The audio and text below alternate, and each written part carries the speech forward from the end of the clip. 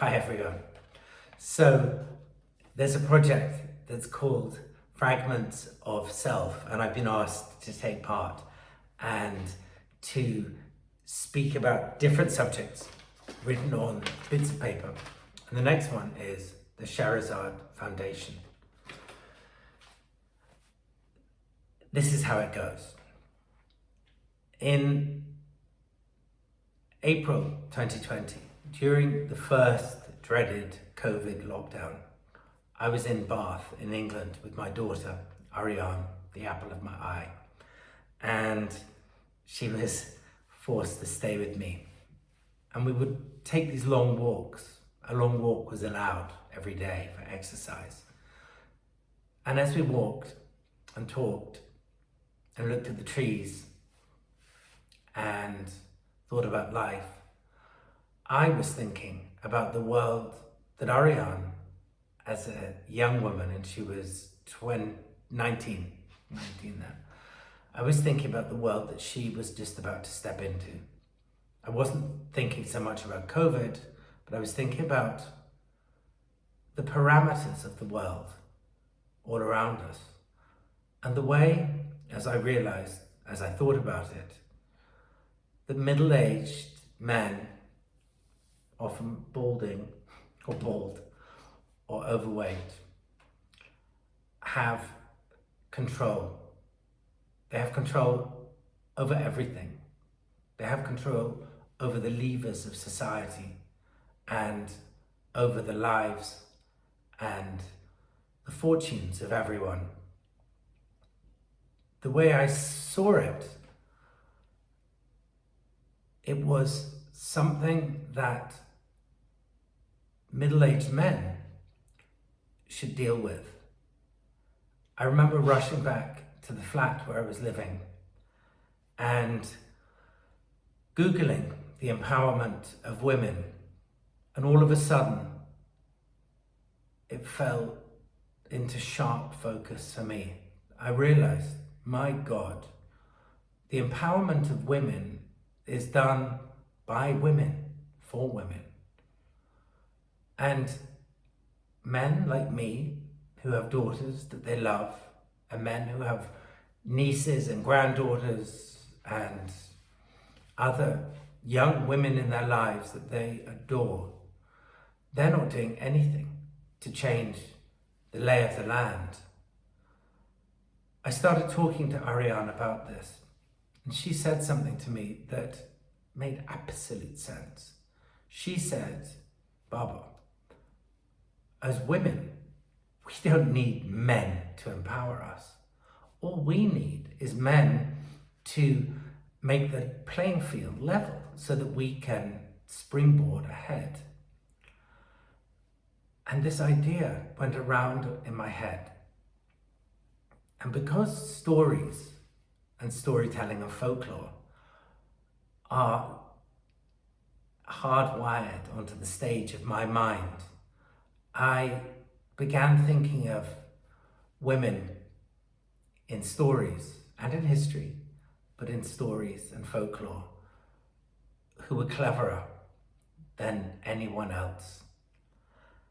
And the way I saw it, the one character, the champion, the icon, who was the person to grab hold of and to take inspiration from, was the wise queen and the protagonist in Alf Layla Balayla, the 1001 Nights, Scheherazade. And so Ariane and I started the Scheherazade Foundation, working with two dear friends of ours, the writer Jason Webster and the all-round amazing musician and editor and polymath Agustin Gonzalez from Argentina. And we started considering the effect that the Scheherazade Foundation could have. And we wanted it to have three main goals, each one of them linked in some way to Scheherazade. And those goals are to work towards the empowerment of young women, to bridge cultures in unusual ways, and to harness the know-how locked up in folklore and stories. Beyond that, my sense was what was so important was to take the essence of the work that my father had packaged for the West and been a conduit for from the East, ancient know-how and knowledge, and to begin to seed that into society, not in a grand trumpet blazing championing way, but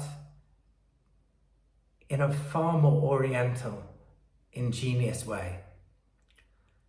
And I already talked about the Idris Shah Foundation, and what I'm saddened about the Idris Shah Foundation, other than what I've said in that post, is that Idris Shah Foundation is all about Idris Shah the thinker, Idris Shah the great visionary.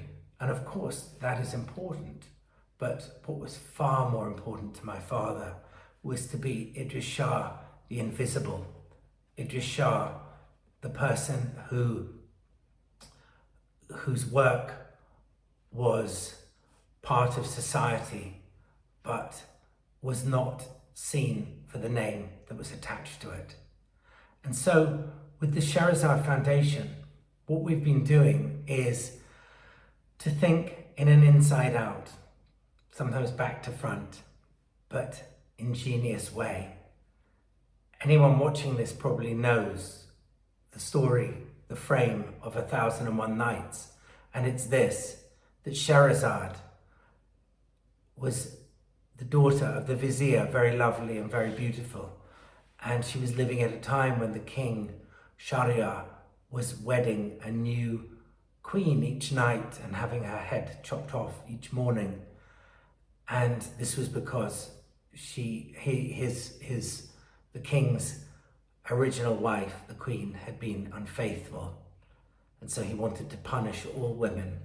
And Scheherazade had a clever way to stop him.